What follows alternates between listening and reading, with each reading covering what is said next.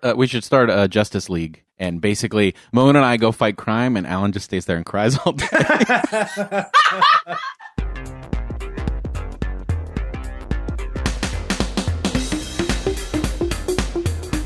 Hello, everyone, and welcome to Irenicast, the weekly podcast dedicated to conversations on faith and culture. We are your hosts. I'm Jeff. I'm Mona. And I'm Alan. Thank you for joining us this week. This week we're going to go sci-fi on your ass, and we are going to be talking about alien life and its implications. And then after our conversation, we are going to be sharing with you what we would pick for our favorite, or I guess what we would pick for the superpowers that we would most like to have. So as aliens. Exactly. As aliens. As aliens. As aliens. If we were aliens. Because Jeff's favorite superhero is an alien, technically. Yes. Oh my God, are we aliens to aliens? You guys. Ooh. What? Think about it. I've had a lot of coffee this morning. But here's the thing. Is this a serious topic of conversation? Yes. You're going to have to convince me of this, because to me, I just think about Doctor Who and, Star Wars and fun, fanciful, all that. I honestly think we look back at people of faith and how they were on the edge of discoveries and certain things, and they seem so backward and not forward thinking. And for me, we are on the cusp of probably discovering life for the first time on a different planet in our lifetimes, because they discovered something on Mars that blew our minds this last.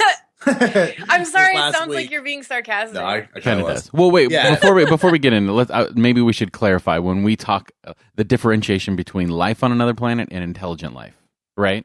Yeah, but the whole conversation is sparked by the idea of life on other planets. There are people who lead like huge faith communities that say there can't be other forms of life, because in their mind and in their structure of the universe, we're the very center and there can't be life. But if we go out and find, microbial life on Mars, because we just found running water, or if, we find something that's a little bit higher than that, it is feasible that somewhere in the universe, this giant universe, there is intelligent life somewhere. And what does that do to our concept of faith or spirituality or God? And for some people, it's a really big issue. It's like a game change for their faith, I think. Well, we all know pastors are scientific experts, so that makes total sense to me. That's awesome. That's actually one of my biggest pet peeves, is pastors tend to speak very authoritatively in areas of knowledge that they are not really well versed. And so, oh yeah, that's like a requirement, right? Yeah, right. And there's always someone in your congregation shaking their head. That's all I know. To be fair, the only real authority and source of knowledge is the Bible. So if you know that, you kind of do know everything. So that's actually the center of this problem for a lot of people. The Bible doesn't talk about aliens, though. Like, did they even have a conception to see, no. Well, there are other Nephilim. planets. There might. No, there were no other planets. So okay, the Nephilim. Yeah, you're right. But no, those are like angels. Those are not aliens. So you just hit the nail on the head. The problem is, if we approach all of life from the scientific perspective of ancient Israelites, we will completely misinterpret the universe around us. For them, the world was built on pillars, and there was water above and below, and there was a dome. And then when you looked at the stars in the sky, they weren't burning balls of gas, as it says in Lion King, billions of miles away. It was they were associated with divinity or angels or messengers or things like that, things that God had set up in this firmament. It wasn't the concept of space itself outside of the earth was, it was nothing that they even conceived of. Their cosmology was extremely limited, not even just on the outward end, but on the inward end as far as microbiology and how far in we've been able to go as well.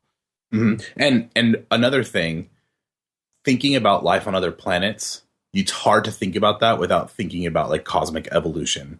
The idea that galaxies have evolved, life has evolved on our planet. Those concepts were not even remotely a part of the ancient mindset or the mindset of people who wrote the Bible. So yeah, because they had no idea to know how big the cosmos was, how infinite the cosmos is, like that it's perpetually expanding, and there, it is very rare. Like even if even if you have a really strong, like, evolutionary atheistic approach, like, there's no deity that created the world, like, we're just a cosmic accident, essentially. But the universe is so big that the probability of having other cosmic accidents, even if you don't even consider God, is, like, possible, right? Yes. So if you look at up in at the sky at night, we can only see a very small percentage of stars. I heard somewhere that it was like 2,000 with the naked eye. You add a bunch of thousand with a telescope, but you can't really see that many stars. And in November of 2013, astronomers, based on Kepler mission data, they posited that there are as many as 40 billion Earth-sized planets orbiting inhabitable zones, and that's the area next to a star where conditions would be right for life to arise. There's 40 billion of these planets in just our Milky Way alone. And what? There are... Yeah, okay, so this is actually... the reason I say this is an important topic is because until like 50 years ago, we had only detected a few planets in the universe. And it seems like we're detecting a new planet that we have found orbiting a distant star like every month now. And so we are learning more about our universe in the last 20 years than people, I think, realize. Okay, so do you think that there are alien forms of life that are like, like squid things coming out of their head, like things, that look very different from us? I sound like an idiot right now, but I'm clearly your Doctor Who influence is coming out. It's really coming out. It is. Or do you think these are like parallel universes where there's like an Al and a Jeff and a Mona, like talking different, like looking slightly different, but making similar decisions because we're in a parallel universe? But would a parallel us be considered alien? No, it would be a parallel universe. It'd be something totally different, something outside of our universe. An alternate reality. I think you're going like super meta. There are people who posit like because our universe has such right conditions for life, it's possible that universes are born and die all the time, like an infinite number of universes, maybe, or just a lot. And so we happen to be in one where conditions are right for life. And some people use that as a way to amongst 40 billion other planets that are like Earth, like in the Milky Way, in our galaxy alone, amongst like crazy amount of galaxies. How many are there though? Like millions, billions of galaxies. Like it's pretty dang. We'll put it in the show notes for all of you who are wondering. I'm gonna say that I believe in aliens based on those figures alone, based on probability alone. Now you run into something called the Fermi paradox. Okay, the Fermi paradox. It sounds like a medical condition. It is a medical condition for people who love aliens. It's the contradiction between high estimates of probability for the existence of civilizations in the Milky Way or other places, and the lack of evidence that we have for those civilizations. Yeah. So you have a really high probability that there's life in this universe, but we have never seen it. So that's how would we see? You would expect somebody to show up by now, is what the Fermi paradox says. But we haven't shown up anywhere else. That's true. We can't even get to Mars yet. So I don't know. Is time stable that way? That actually makes me a little bit sad. Whenever people talk about colonizing, like there's all these theories out there.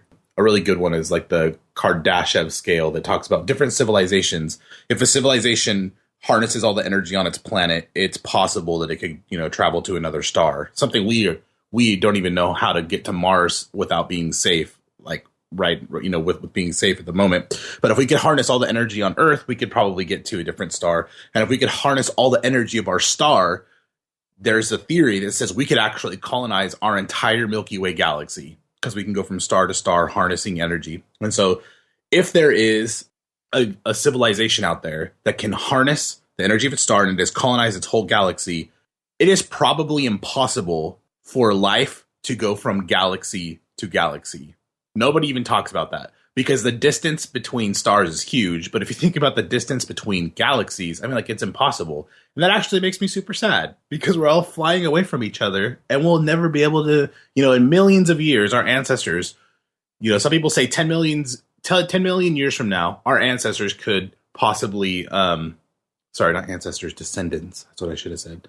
Could possibly colonize all of the Milky Way, but we will never go visit another galaxy. It's just too far. So that's crazy to think about. I didn't realize the Kardashians were astrophysicists. That's super interesting. Oh, Kardashev. They are. Also, did They're you a little use weird. The Lion King as a source earlier? I think you did. did, and I appreciated the moment, and it passed by without me being able to comment on it. But I just wanted to give a shout out. In the background of your mind, I was going, Sapenya. My sister, this is not related to the topic, but my sister, when she was 4 years old, one time we were all driving in the car, and out of the blue, she goes, "Jalapeno, peppers on your pizza." At 4 years old, that's adorable, right? Yeah, that is pretty brilliant. It's adorable at 40. No, it's not. Did either of you see The Martian yet? I read the book. The book was great. The movie was really good. I just watched it last night, but I was listening some stuff on it, and there are people that are tweeting, "When did this happen?" thinking that it thinking that it was a real thing. It was based on a true story that we actually left someone on Mars. So the whole thing about Mars, if people don't know, we discovered that there is liquid water for at least part of the year, like flowing on the surface of Mars. And we are not sending our rovers. Did you know this? We are not sending our rovers to go check it out because there's the possibility. We're afraid of mer people. Mars mer people. No. They will destroy the rover. They will break its wheel. No, they are worried about contamination. Until we are able to send a clean probe that we know there are no microbes from Earth, we're not going to go check that area out. Because if the rover goes over and picks up a rock and some microbial life from Earth gets on it, and we're like, "Oh, look, we found life," it would be a contaminated sample. So Red Rover, send water right over. That's right. Wow. So back to the theological implications of this. So you're telling me that God is potentially a traveling executive that has two families. Whoa! He's a bigot. You just took it there. Well, God's not a he, and God doesn't bigot. necessarily Wait, what? travel. Bigamist. I mean, bigamist. Did I say bigot? I meant what? bigamist. Well, hold on. You assumed that I said male, but nowhere did I use a male pronoun when I said that. I said a traveling executive and God, and I never said anything else. So apparently, Alan, when you think of a traveling executive, it has to be a male. Yeah, I'm sorry. When I think of males as executives, that comes from somewhere, and that's from the Sikh society that raised me. Okay, so wait, but I have to say before we get to the theological, there are two theories that have just recently gained a lot of traction and popularity. One, a guy did some sort of physics or math or something and determined that evolution is really possible if you just shine light at matter for long enough, order arises. And there's a really compelling argument for it, and he's only like 30-something years old, and he's taking the whole... Wait, how does it work? You know what? I'm not a physicist. I'm not going to be one. You're not a Kardashian. That's right. And also, there's the idea of panspermia. And so this lends itself to the idea of panspermia, which is a gross term. Also, it's kind of gross. It's the idea that our universe is actually filled with life. Life travels from solar system to solar system. Like, it's everywhere. Panspermia. Instead of the idea that life is just on our planet, like... What if life is light? What if it's like somehow connected? I don't know. Like it's because light's the only thing that we know travels between universes, right? Yeah. Well, yeah. Radiation, though. There's other forms of radiation that travel between universes, or between galaxies and stars. So this all flies in the face of what was a very anthropocentric, like a very us-centered idea of the universe. We used to think that the Earth was the center of our solar system, like the sun revolved around us, the stars revolved around us. And until like Copernicus came and said, hey, guess what? There's a huge Copernican revolution. We are not the center of the universe. And there were people who were actually executed for believing that we were not the center. And so faith tends to get shooken up when we believe that, the universe was created for us. When you read Genesis, you hear the earth that was created for us.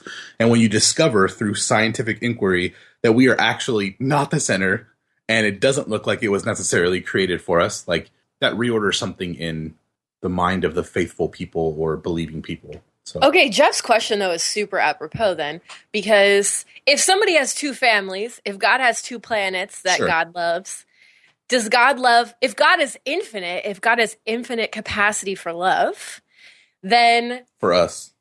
Well, no, but for the universe, if the universe emanates from God Yes. as a created universe, or maybe Sure. the universe is also infinite, that's another topic of conversation. Probably not, though. If God has infinite capacity for love, then God's connection to us doesn't have to be threatened by connection to another planet, right? Yeah. Doesn't mean God loves us less if there's other planets God made out there. That's just because God didn't tell us. I mean, that's Yeah, I where know. the metaphor breaks down. Does God love you less because I exist? I mean, like, that's Yeah. exactly. But where the problem comes is people look at especially Christians look at Jesus, and they think like Jesus was fully God and fully human, and Jesus is this like central figure in human history for Christians. And if that is so special, like, could the presence of intelligent life on different planets, would that mess up our conception of God as Trinity or God as that? And so there's actually Jesus has to be a one-hit wonder. Yeah, and so That's C.S. Lewis Hey, actually wrote about fine. this. You're so fine. You blow my mind. Hey, Jesus. C.S. I'll stop Lewis interrupting should you. stop. Yeah, Right. no, just kidding. He penned a science fiction trilogy. The guy who wrote The Lion, the Witch, and the Wardrobe wrote a sci-fi trilogy that starts with Out of the Silent Planet, and then there's 2 other books.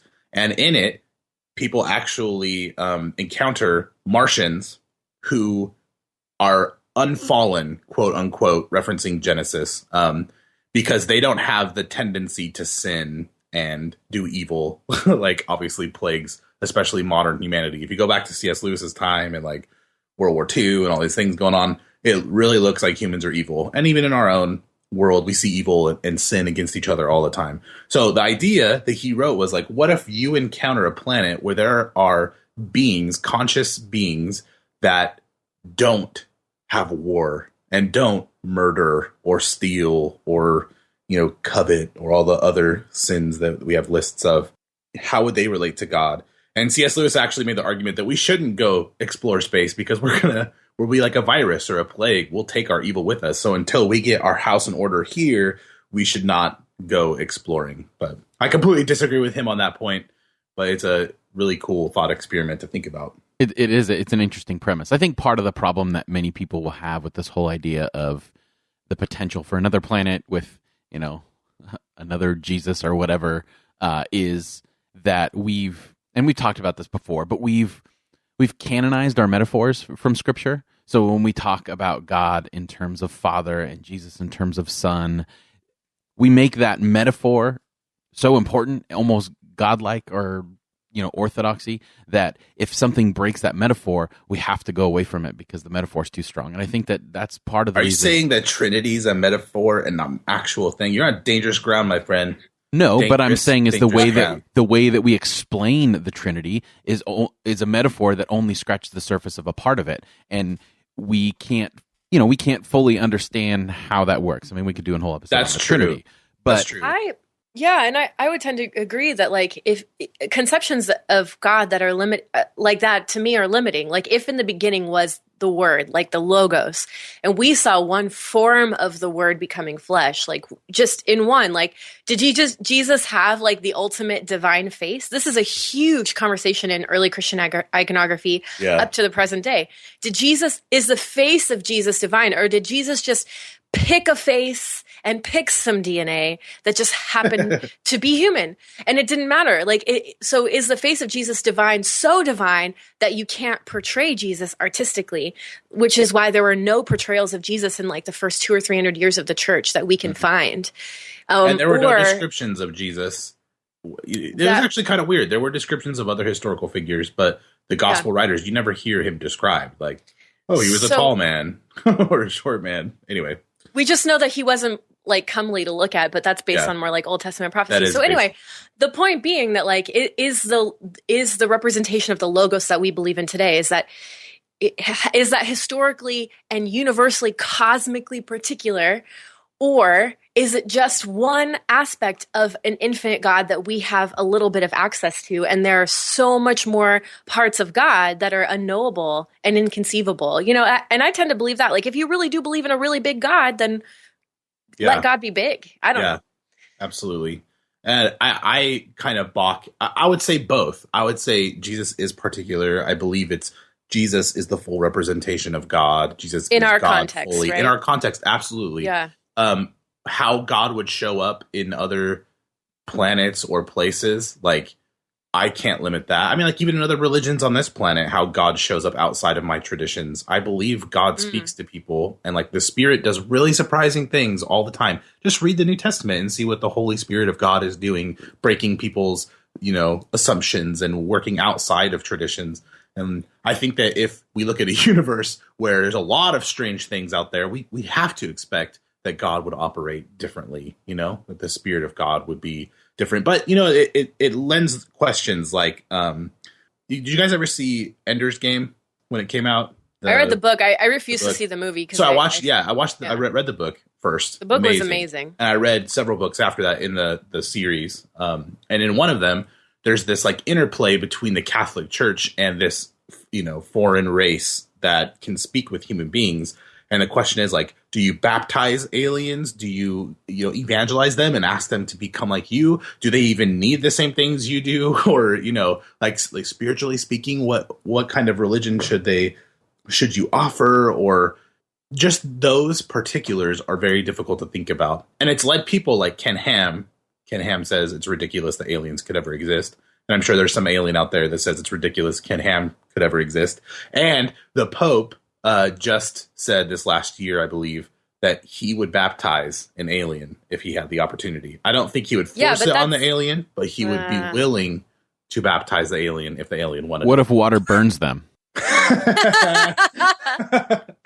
Man, we always go back to, for some reason in my brain, I'm always going back to the Poisonwood Bible.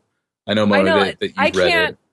I have read it. It's really good. In that book, there's a tribe that a missionary goes out to, a Christian missionary, and adamantly says people must be baptized in the river, but people get eaten in the river by crocodiles all the time. Like, it's a dangerous river, and they've lost children there and all sorts of things. So it's this constant struggle between this guy who says you must be baptized in the river and people who have all these like triggering they also worship trauma. Crocodile deities in the river too. So yeah. What you were saying, Alan, just to me, I mean, having studied colonial history and post-colonial theory, it's really difficult for me not to hear colonialism in what you're saying. Like, would the Pope baptize an alien? Well, does the alien want to be baptized? Is the bigger question. Like, we have such a horrible colonial lineage around missionizing and evangelism and exploration. Those things go together. And us taking land in general, if it's land next door to you or land across the galaxy or the solar system, us taking land and just claiming it for our own, whether there's life there or not, like that should be a discussion before it actually happens, whether that's even right. There's a cartoon out there of an astronaut with the Nestle logo on his sleeve, drilling Mars for water. Whoa. It's really funny. Whoa, that's crazy. Yeah, it's an interesting thing to think about. So why do you think that there are at least Christians out there who react to the idea of life on other planets negatively? What would you say? I would say it's the same reason that they reacted negatively to the world isn't flat and that the earth isn't the center of the universe. Like, they're using the Bible as a source instead of their belief about the personality and the interaction that they have with God, and using it as a source to explain the universe scientifically, which is always going to fall apart. Yeah. I think that people are reacting to their concepts of God as having these very Greek perfection ideals, like immutability, all-powerfulness, these attributes of God, that God can't change, that God is all powerful, that God is all knowing, that God is sovereign and providential. I really do think that concept of alien life probably threaten those concepts. Like, I think people are reacting to a lot of more modern theologies that have come about in the last century, like process theology. If you don't know what that is, it's okay. It's a very complicated thing. I don't fully understand it, but the basic tenets is that maybe we've been assuming God can't change all this time, but maybe God does change. Maybe God evolves and grows and shifts, because not only in the Bible, God is presented with having changed God's mind, but we know from like quantum physics that the universe is in a state of flux and chaos and chance. And maybe God has built that into the fabric of the universe, and therefore God is of flux and change and chance and chaos as well. There's an element to God. So I think that if people are reacting to like the idea that there could be alternate universes, they're also probably reacting to this idea that you're messing with my concept of God and I don't like it. Yeah, and you don't have to go all the way to process theology. There are options along the way that retain like some traditional elements of God, but that still break away from some people's conception of God. Like there's the open view and things like that, where God does really allow a certain amount of freedom in the universe for evolution to, arise and for life to arise without controlling every single thing that happens. And yeah, you're right. That does conflict with people's idea of God. And what it comes down to is purpose. So like if I dismantle the idea of God being providential and sovereign and like everything happens for a reason, if I make a lot of room for chance, like cosmic dice sort of a thing, then oh my God, like is my life so meaningful? Are things that happen to me so meaningful? Is there a point to it? Or am I just at the whim of whatever elements happen to be in my way, Yeah.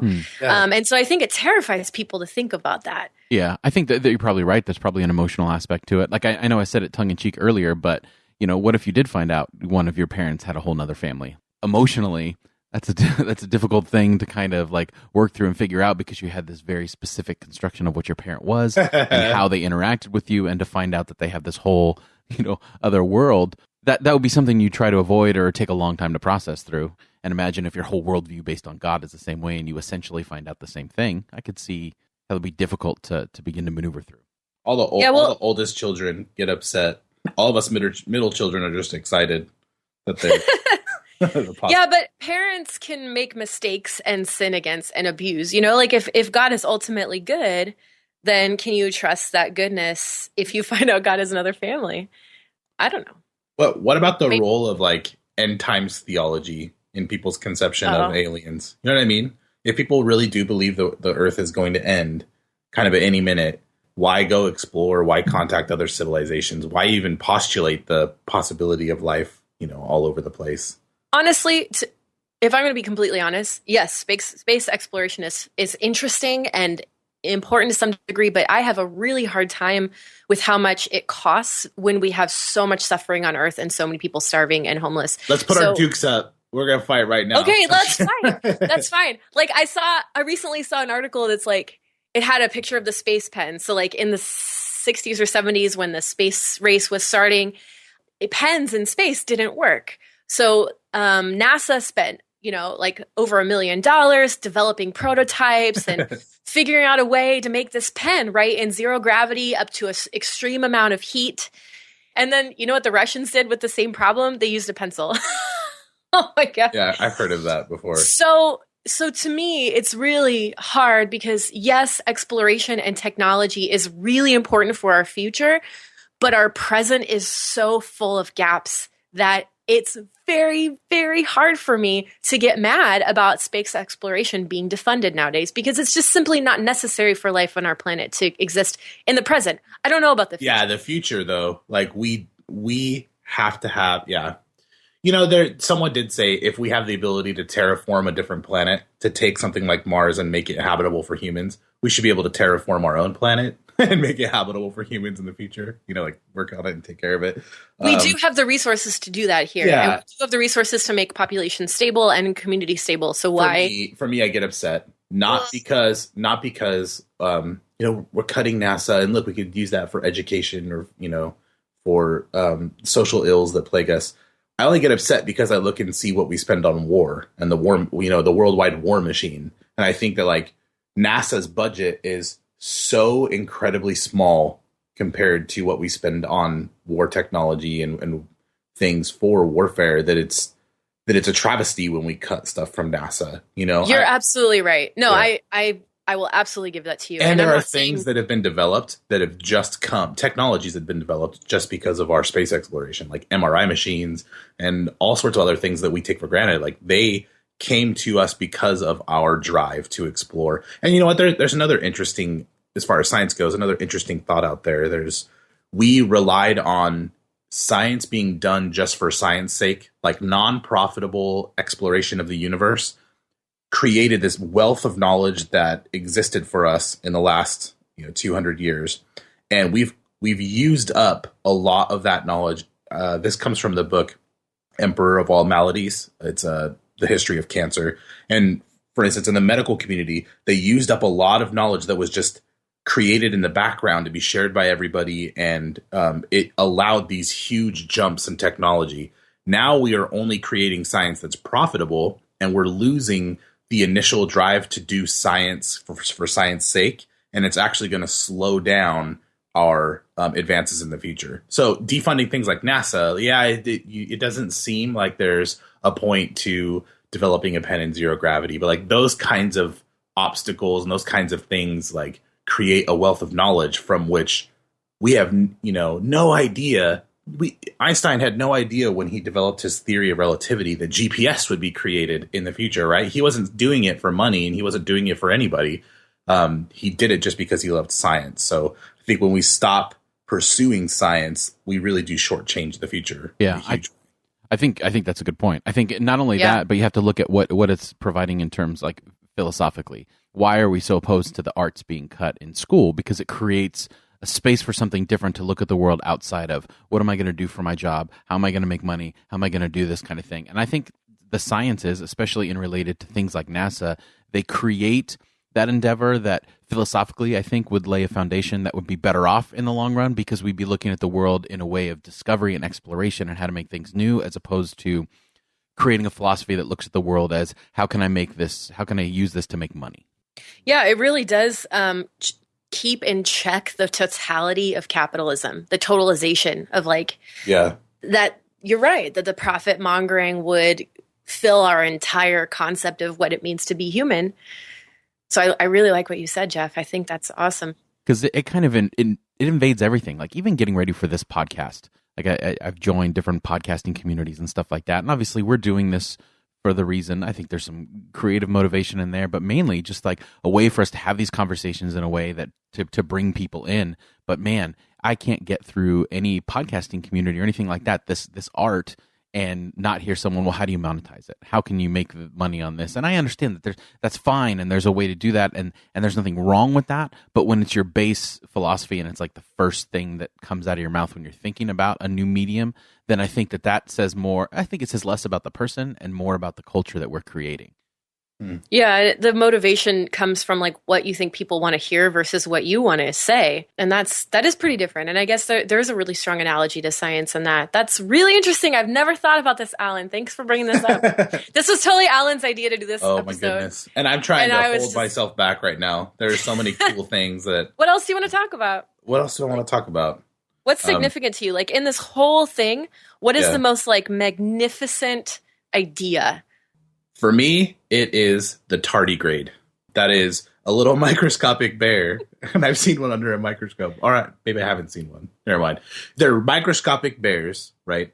That they kind of look like bears, but they're little tiny organisms that can survive in outer space. And they're all over our planet.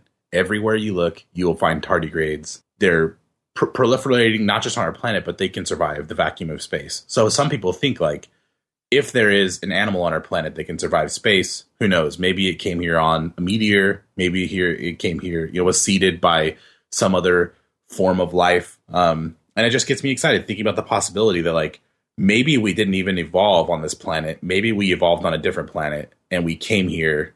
We were seeded by a different civilization, just sending out life forms on meteors to the far expanses of the universe and creating populations. And for me, it really does come down to the idea that DNA and life as we know it is the most complex and beautiful thing we've ever seen.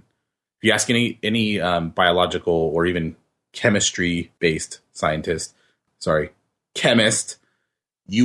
hear them say that the DNA molecule is the most complex and beautiful thing we've ever discovered, and it's self-replicating. It creates different forms of itself. All of life has arisen from it. And I think protecting and discovering those forms of life should be completely what we're about. I think our theology, our science, our endeavor as human beings should be to protect this unbroken chain of life that started millions of years ago and is going toward the future, but it's, you know, it's not a guaranteed thing. We don't know if there's other life around this universe or around this galaxy. We may be the only ones so far as we know. And if we are the only ones, then it's on us as people who have arisen to protect life and to make sure that the galaxy creates space for life to arise, because complexity is beautiful and wonderful. I mean, it's interesting though to think about the future of all life really as like inherently displaced, and how rapidly our Earth is changing. Like we have millions of displaced people who are refugees and immigrants today. I just read yesterday, half the fish in the ocean in the last century have died off. Half. I mean, it's pretty wild to think about how we are moving closer and closer to an infinite limit of transience and displacement. And so thinking about ways, I guess, like in a really big sense, to create homes, whether that's like interplanetary homes. I mean, that does seem like the project, right? The project that we're walking into. And maybe we are, there's a YouTube video out there. Maybe we are a step there's already a project in place.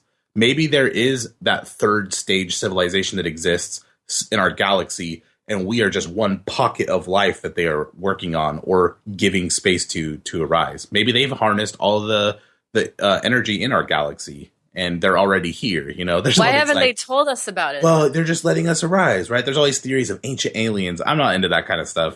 Like, you know, it was aliens that built the pyramid. It was aliens that did this. I'm not totally into that. We still don't know, but it's how not they a built far Machu jump. Picchu. It's not a far jump from thinking angels exist, right? And these like demigods and these very powerful beings exist. It's not very hard to jump from that to the idea that there's a very super advanced civilization out there. Well, that works guys, for in God. Doctor Who, in Doctor Who, aliens appear as angels. That's like a totally common thread that runs through.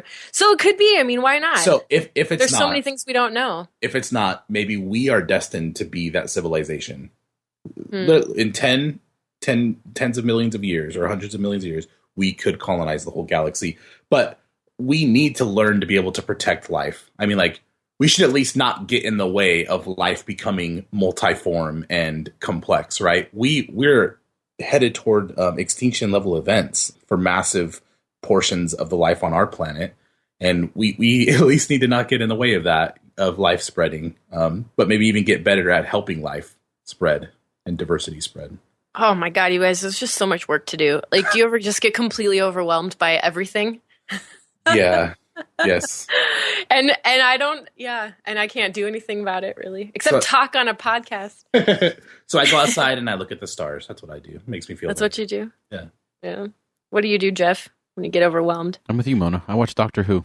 I mean, there is something really valid in stretching your imagination to think about new ideas like that. Wait, really? Or Firefly. Theologically, there's a point to imagination. Really? We're not just supposed to like learn how it is and then shut our minds off and stop thinking about the universe. Well, how much of our space exploration and stuff like that was informed and motivated by the art of science fiction? Like this, creating the idea of possibilities for, you know, who knows what kind of things from like Doctor Who or whatever are going to be laying the groundwork for things that we'll actually be able to accomplish. But no one would have thought twice about it if someone didn't write this little piece of fiction. Like even The Martian. You know, I know last year when that movie Interstellar came out, people were saying that this is kind of a revitalization and people are interested in science again. And I think it did that to a certain extent.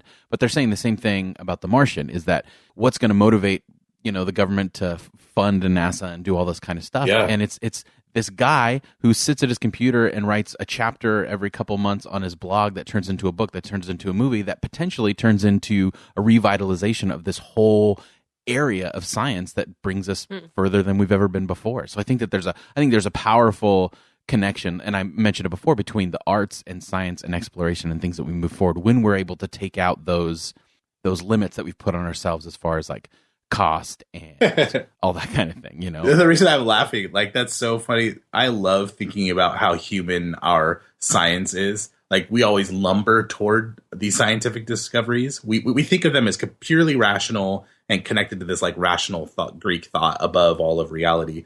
But the background on my phone is actually the title page of a book called The History of Fishes. Have you guys ever heard of this book? The History of Fishes? Yeah, it was written in the 18th century, in the 1700s. And it cost so much money and it was so unpopular that the society in England that printed it didn't have enough money to print Newton's discoveries. So Newton totally changed our perspective of science. He discovered some of the first laws that we know, that we know of in physics. And he had to find a private investor to invest in printing his books because the society laid this huge bomb on the history of fishes. And that almost stunted us for, who even knows, 1,000 years of discoveries because of this stupid decision. And I always think of well, it's so funny though. Scientific method and imagination comes so strongly out of Protestant Enlightenment, post-Reformation thought. Like the idea that God is utterly rational or the divine will is utterly rational, like rationality comes from God and is part of God, leads us to believe philosophically that things that you can conceive of existing probably exist because we can conceive of it. An infinite God is within our ability to conceive of, and therefore that's been used as a philosophical proof for God. That goes back to like medieval time, the Middle Ages. Yeah, there are people who made that argument. Anselm or someone else. Yeah. Right, but then it got really solidified, like in the era of Kant and so forth. So what I'm trying to say is that, like, imagination and rationality are twins. They go together. Yeah. You really can't have one without the other. And I think it worries me in a time when everything's being commodified and we don't have even thought for the sake of thought, that our imaginations are also being dampened. That's why I think it's really important to invest in like subcultures that really value creativity and imagination. Yeah. I'm making a case for Comic-Con. Is this what's happening right now? I think it is. But from there's aliens to Comic-Con. But there's something really important about that. Like, if we really believe that God is ultimately creator and imaginator,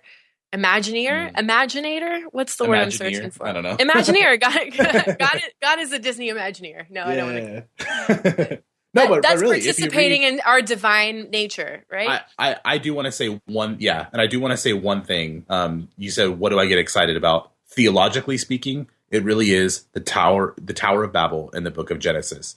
The Tower of Babel looks like a divine judgment. It looks horrible, right? But if you read the whole story of Genesis in one sitting, you hear God telling humans in the very beginning, go forth, multiply, be diverse, fill the whole earth. And instead of doing that, they build a city, right? They just congregate in one place and build this giant city instead of going forth and diversifying. And so Babel can actually look like a blessing because God is blessing the world with diversity by separating people, allowing languages to develop, that kind of stuff. So that image of God I hold on to is a God who wants life to develop in the universe. And so everything should be about supporting that diversity of life. But in our fear, we translate that as like inherent conflict. I know. Yeah. Yeah. Because if we did ever meet those ultimate intelligent beings, we'd blow them up.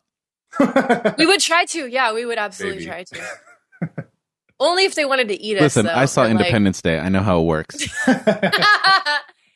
Yeah, it's always us versus the aliens. I can't even really think of a it's not even us, like humanity against the aliens. It's us, America. Absolutely. I went back and watched Independence Day this summer, and I was just like, oh my gosh, this is very like America centric. Yeah. Our grandpa, Mona and my grandpa, actually watched Independence Day every single time he came over to our house growing up. What? I'm not even joking. You probably don't even know this.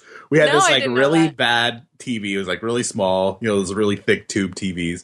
And it was in our living room, which was just filled with sunlight because of these huge windows. So you could barely see the screen. You could probably only see half of it at a time. And he'd always come over and he would expect Independence Day to be in the VHS because he wanted Why? I have no idea. I'm serious. Oh, he probably watched it 100 times at our house. So great. He's such a wonderful person. Like, that's right. He's one of the quirkiest people ever. Like, if you see him walking around with banana peels in his socks, it's like totally normal. That's right. That's how he. Mm-hmm. Yeah, it's for all kinds of stuff. Seasickness, banana peels. Maybe that's where our love for diversity comes from. Who knows? Maybe because we grew up with weirdos. Clearly, not your love of science. In the best possible way. Well, okay, but guess what? My aunt, actually, I think your mom, Alan, discovered this article about the healing properties of banana peels. Like, someone had done scientific research on like banana peels curing bruises and stuff. and was like, "Oh my God, Grandpa's been right all these years, and we didn't even know it." That's right. Okay, if that was true, that's super ironic that a banana peel would heal bruises, since bananas get super bruised easy, Maybe they absorb the bruises. and then redistribute the They have bruising power. empathy. They have empathy for you. That's what it is. Oh, bananas are empathetic. That's what we learned today, kids. That's what we learned. That's our takeaway right there. So before we close out this conversation, give us a couple of your takeaways. Mona, we'll start with you. My takeaway is not to mock Alan when he wants to talk about aliens. That's a good place to start. And most of all, just I love you guys. I think that these conversations are so important and challenging and keep us thinking about the big picture and what's possible instead of being locked into our own little tiny myopic ways of being real and being in reality. For me, it's to the people whose faith they don't see aliens being a part of the universe. It's going to happen. We are going to discover in our lifetime life on some planet or some moon, and allow yourself ahead of time the possibility that your God's a lot bigger than your tradition. Your tradition might be completely right? You might have a very good view of God, but God will still be bigger and still be more, transcendent to anything we'll ever understand. So just let your imagination run free a little bit. That's prophetic, man. You're making a statement. You're saying I'm making a statement. Yeah, it's gonna you're happen. saying It is going to happen. Absolutely. And then the world's going to end in 20. So what does alien Jesus look like? Shoot. Yeah, hey, there might be an alien Jesus. Squid head. He's got he's going to look like things Squidward. coming out. Yeah. What about you, Jeff? What's your takeaway? For me, my takeaway is, watch Doctor Who, watch science fiction, give it a chance, or something that inspires your imagination, even if it's something like a Indiana Jones or something about archaeology, like this idea of Firefly. discovery. The show Firefly is amazing. Sorry to like a interrupt. sci-fi western. Yeah, exactly. Like there's things to be explored, and even though you may never set foot in a spaceship and go off to space, like the heart that takes people into those spaceships, you can apply to your life, to your job, to the things that you're interested in. Like if you love something, find out as much as you can about it. Like be a nerd and embrace it. And I think that's probably one of our greatest spiritual disciplines, is to just immerse ourselves in the things that we love and enjoy them and just be a part of them. Absolutely. And that sparked something in my brain. The reality will always be weirder than we could possibly imagine. That's what we're discovering in science. Sci-fi is a great tardigrade. Exactly. Well, that'll do it for our conversation this week. If you have anything to add to this conversation, you can go to the show notes at irenicast.com/32 and stay tuned after the music. And we are going to be discussing alien superpowers and which ones we would embrace wholeheartedly.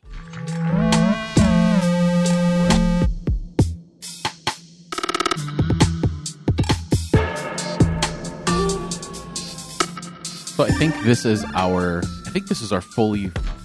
first fully formed theme show where our segment is actually directly related to the content of our conversation. So we go from aliens to alien superpowers, right? I think this is. It's a super jump. Yeah. Anyway, okay, so basically the premise of this conversation or segment is that we are going to share which alien superpower. I mean, how do you differentiate between alien superpower and just regular superpower?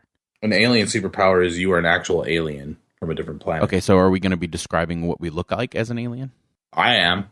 That's part of my superpower, I guess. Oh, okay. Oh, I haven't thought that far about it, but I think really. I think the idea though is that you can feasibly, through like weird, inaccessible science, like suspend the laws of reality and physics on our planet because it's conducive to your alien homeland. So you can do things that humans can't do, is the premise, correct? Yeah, sort of. Okay. Well, I think if we break it down too much, then it's no longer fun. This is a thought experiment. It doesn't have to completely make sense. Okay. All right, Alan, I'm curious, so I would like you to go first. Yeah, absolutely. I have two. No, that's not the game, bro. No. One's a power and one is an act. Anyway, my superpower as an alien would be to be able to feel what other people are feeling on my home planet. Don't you already do that? No. On your home planet? No, okay. on a supernatural level almost. This intense, like a hive mind, an intense connection between individuals where you can like completely empathize with each other and literally feel in your body what they are feeling at all times without that would losing kill connection. That's the worst thing I've ever heard. Like, that is the worst thing. Hold on. And my skin would be like a salamander. If you've ever like touched a salamander, how it's kind of sticky and like slick or whatever, because we live on a home planet where we depend so much on our atmosphere that like it's turned almost into a religion because we depend on our planet so much for existence. We can't like spend 1 second outside of our atmosphere. So we're all connected to each other and to our planet in super deep ways. Okay, so you're telling me that you want a superpower that makes you feel and understand and have empathy for everyone around you, but gross skin that no one wants to touch. So no way to express that empathy and love with a hug. We don't know. We don't know it's gross because we've always had it. You picked the most extremely vulnerable traits I can think of. That's so interesting. Your brain is so interesting. I swear that's the first thing that came to my mind.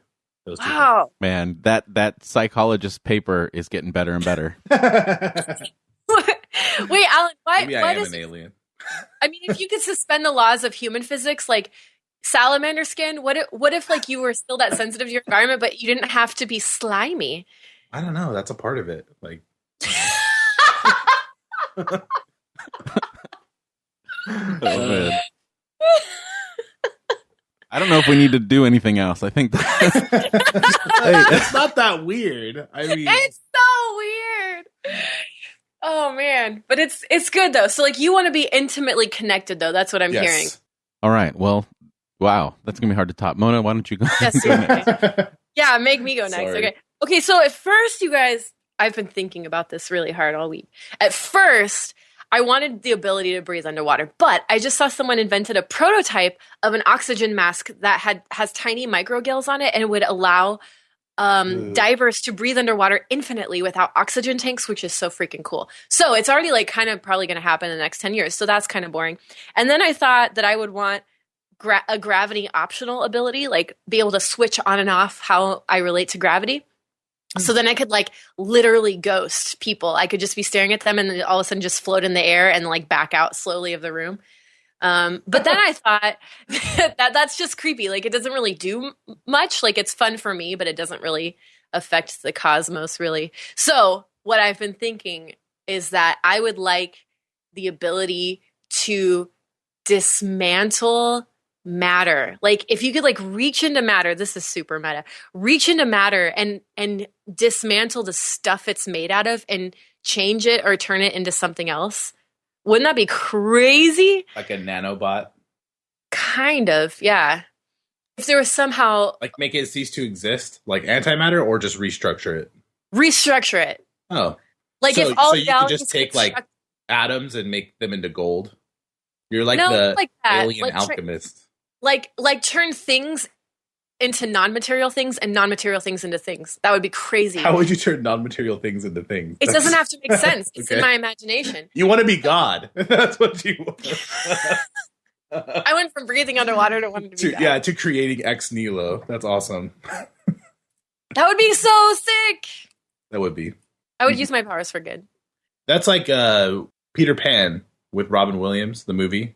I'm sure you watched it all the time. Hook? You did Hook. Thank you. You guys did a home video where you're all Hook characters. I remember that. That's when I had my broken leg, so all the cousins had fun. Every time something happens to me, all the cousins do great things. Anyway, in that movie, there is Alan, a scene if you could where feel what they were eats. feeling, then if I could feel it.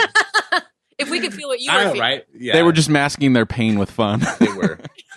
No, but you know how there's a scene where they all eat food, imaginary food. Right. I think that's what inspires your mind. Yeah. So if you haven't seen Hook, that's an amazing, wonderful movie. So there's this, it's basically the premise is Peter Pan grows up and forgets who he was. So he accidentally lands in Neverland and he finds the Lost Boys. And I was just talking about this movie because we did a class on Kant and imagining God as if God existed. So like pretending God exists so that you can have a concept of good and morality, but we can never know if God exists or not. That's Kant's whole moral structure. Anyway, So we were talking about that scene when he's super hungry and he walks in and all the Lost Boys are pretending that they're eating. They're eating out of empty bowls and plates and cups. And he's like, what the heck? I'm so hungry. And they're like, Peter, just play, just pretend. And then as soon as he pretends and he suspends his present reality, the food materializes and they get in a big food fight. It's really fantastic. I love it. But yeah, I would totally want to do that. Like be able to mess with constructed realities. If all reality is constructed, like technically speaking, philosophically speaking, you could reconstruct it into something else. Mm-hmm. But we just don't have the ability to do it. Yet. Yeah. Jeff, what's yours? Man, you kind of stole mine. I'm not going to lie. Oh, really? Oh, no. Yeah, Jeff like, wants to be God, well, too. No, not just the idea, like taking something and being able to create something else with it. So like if I want to take dirt and I create a new iPhone, like I can just create with my mind. But in order to, eliminate redundancy, I'm just going to go old fashioned and say super strength. Like how strong super strength? As strong as I need to be in any given situation. So like if a building is falling, then I could pick it up. That's or if awesome. he needs to pick up a child, he has You the would be exact Superman. amount of strength to pick up a child. Yes. And I would have complete 100% Without crushing control the of it. Like I would know the exact amount of strength for each situation. Because if you think about it, how much time would that save? Like I wouldn't have to hammer like a nail if I was building something. I'd just push it into the wall real quick. Like just all these different things that I could do quickly and create. Because to me, the most valuable resource in the world is time. So if I can spend a little bit more money or have a little bit more ability to do something to create more time for myself, then that's a good thing. Interesting. All right. Well. What about descriptions? Like, are you gonna? Oh, Alan, obviously, you're gonna be super slimy and gross. What kind? Would you look like an alien, or would you look like yourself? But would you look like a slimy, gross version of Alan, or would you look like something completely different? That's a good question. No, I wouldn't look like Alan because I'd look like all the other people on my home planet. So it would definitely be different. Like?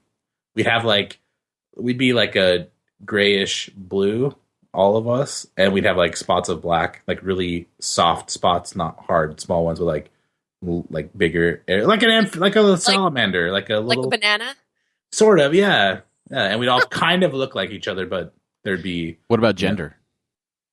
Gender. Is there gender in your race of aliens? Many different genders in my race, and we're actually hatched. I said that earlier, but we're hatched in like a group. So you really don't want to touch people, do you? You're not 40 siblings at a time. Wait, you're non-mammals then? You're not mammals in like a human or an Earth sense? I'm starting to think that I'm thinking of this Avatar. book by Margaret Atwood, Orcs and Crake. She writes about this like post-apocalyptic scenario where these different human beings are engineered, and it was really interesting. Anyway, that's a fun book to read if you want to read some sci-fi. They look kind of like that, I guess. Not the slimy skin. You can cut that out. They don't look like that at all. I'm not sure where you go. They don't look like that at all. What would you look like, Jeff? I'm gonna stay human. I'm gonna stay simple. I don't want to look different than what I'm used to. Well, wouldn't you need like a body mechanics that will allow for like strength without crushing your own bones? Like you'd need like very strong like plasma bones or something. Yeah, but that wouldn't be physical, right? And if I needed like to restructure the matters of my body, I'd just go to you, Mona, and you'd help me out and make sure my body could handle and sustain the strength. Oh my God, forming like a new X-Men. We should start a Justice League, and basically Mona and I go fight crime, and Alan just stays there and cries all day. No, I could fight crime too. I would go to a criminal, and I would make. Alan tells us whose feelings are hurt, and we go save them. I would make criminals feel something. All right. Okay, That's so you're like going with the manipulation of valuable feelings, is what you're doing. You can weaponize the powers I have, but I'm just not used to it, and I hate it. Regulate someone's emotions, that would be a powerful tool. Like That's what I mean. Someone who's acting out of anger or malice, if you could just temper that. You can walk into a room, make everybody feel a certain thing. Yeah, for sure. There's a word for that. What is that? An empath. Super empath. Yeah. I think that'll do it for us this week. Thank you so much for joining us. If you like what you hear, support the show by going to iTunes and Stitcher to rate, review, and subscribe.